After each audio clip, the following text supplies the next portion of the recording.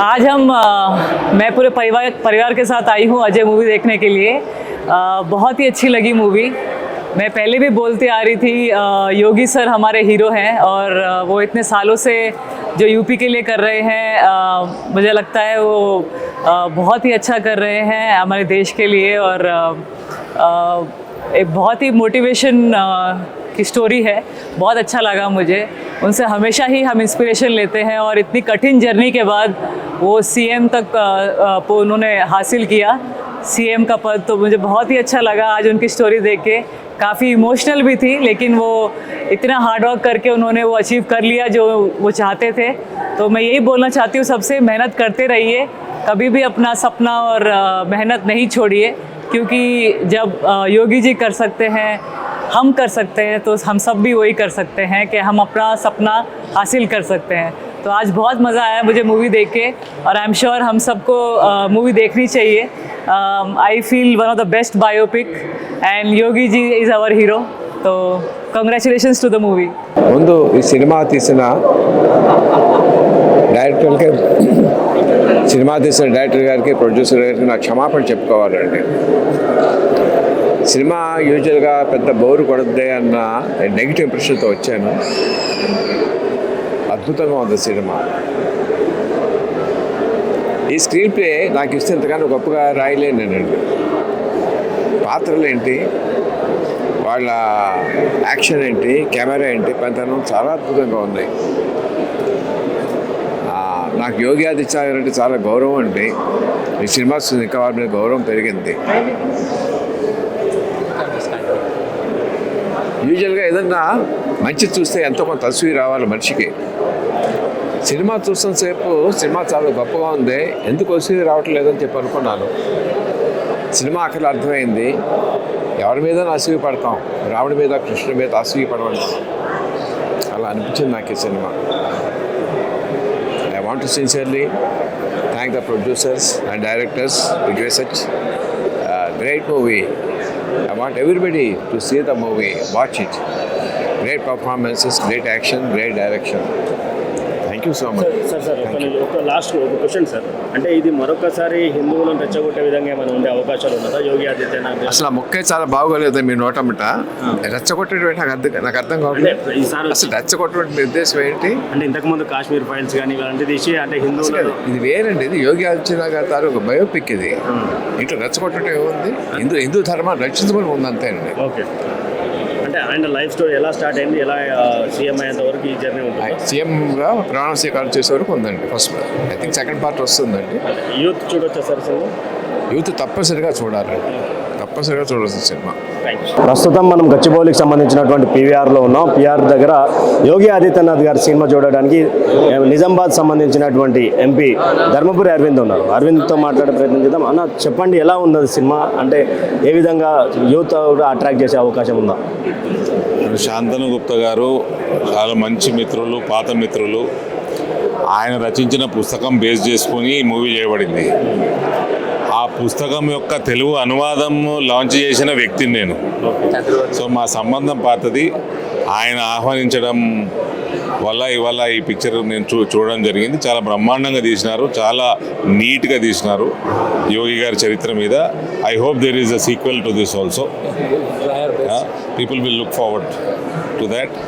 అంటే ఈ మధ్య మోడీ గారు వచ్చిన తర్వాత కాశ్మీర్ ఫైల్స్ కానీ ఇవన్నీ వస్తూ ఉన్నాయి. ఇప్పుడు రాజకీయ నాయకులకు సంబంధించినటువంటి విషయంలో సినిమా తీశారా, లేకపోతే యోగి ఆదిత్యనాథ్ గారు ఒక రాజకీయ నాయకుడు కాకుండా సనాతన బంధువుగా ఈ సినిమా తీసే ప్రయత్నం చేశారు? మోడీ గారు వచ్చినందుకు కాశ్మీర్ ఫైల్స్ ఇవన్నీ వస్తున్నాయని అట్లేం లేదండి.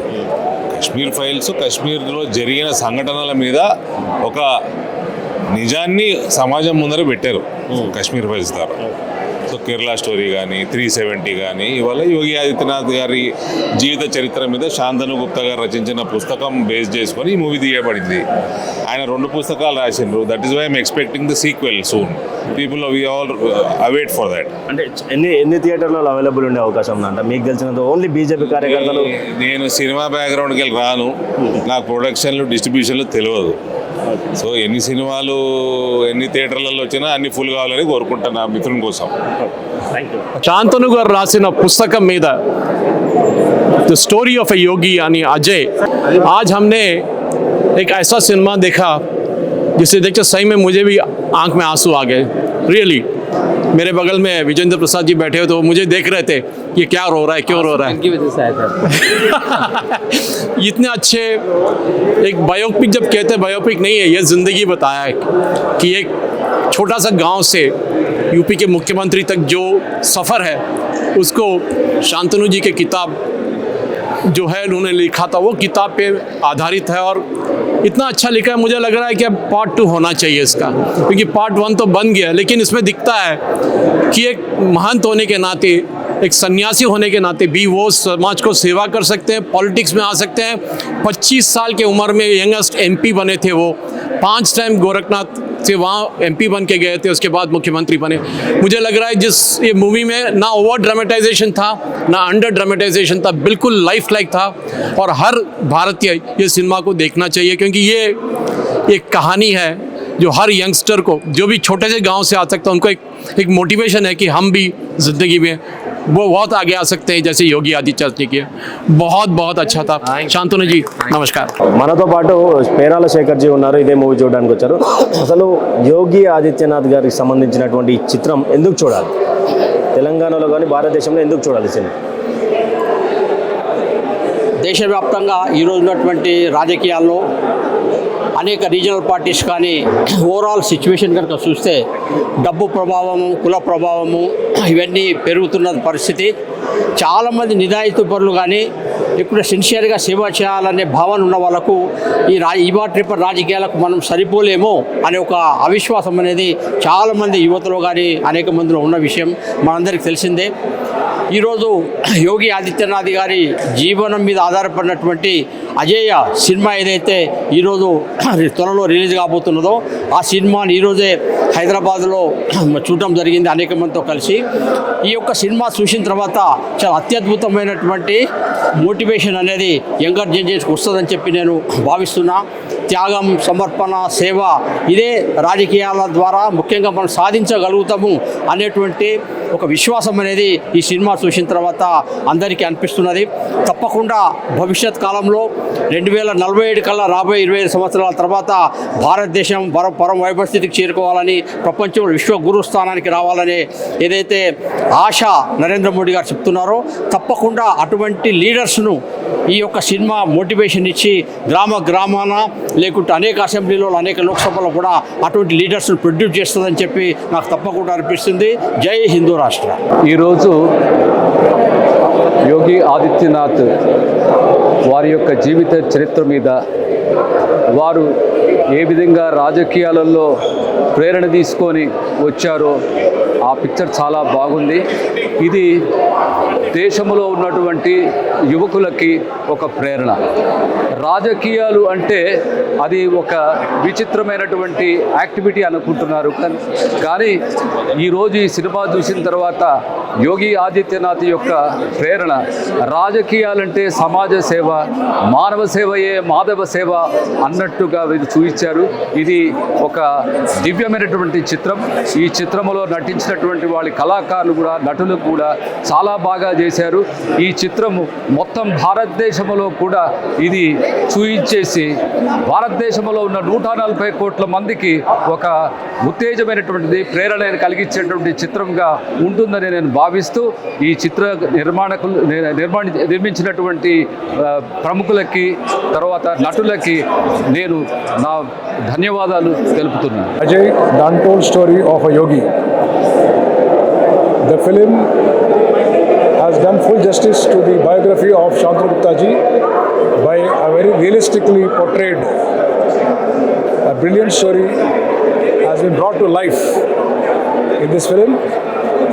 అయితే డాక్టర్ టి హనుమాన్ చౌదరి గారు, చైర్మన్ ప్రజ్ఞా భారతి, పద్మశ్రీ అవార్డీ, ఆయన రాలేకపోయారు. He wanted me to convey his best wishes to Shantanu Gupta ji, the author of the biography based on which this film has been made, and to the entire team of Ajay. He wants to say that Hindu Hriday Samrat Shri Yogi Adityanath ji భవిష్యత్తులో మన భారతదేశపు ప్రధానమంత్రి కావటమే ఆయన best wishes అని చెప్పదలుచుకున్నారు. Thank you. Thank you so much. One of the best biopic that I have watched ever. Ajay, I think kudos and congratulations to the entire team. The writer, the director, the actors, the hero. Anand Joshi has really exceeded everybody's imagination. The terrific acting that and the character that he has put in is unbelievable. Garima ji, the mother, the 5-minute post intermission, the shot once again has touched everybody's heart.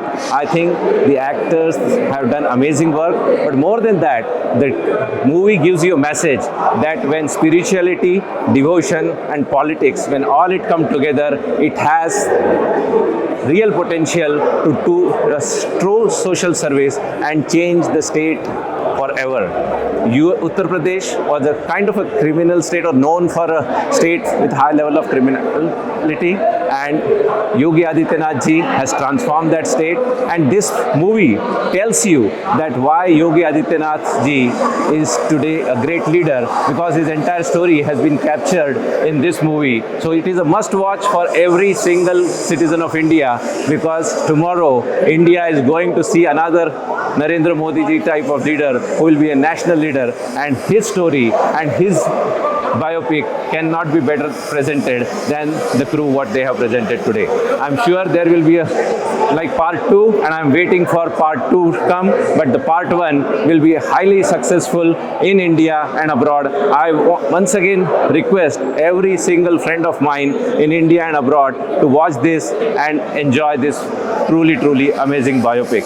Thank you Shantanu Gupta ji and the entire team for making a memorable biopic. Thank you. Ajay the untold story of a yogi. ఇది 100% మనం యోగి ఆదిత్యనాథ్ గారి గురించి తెలుసుకోవాలంటే ఒక 2.5 గంటలు మనము time spend చేసి ఈ సినిమా చూడాల్సిందే.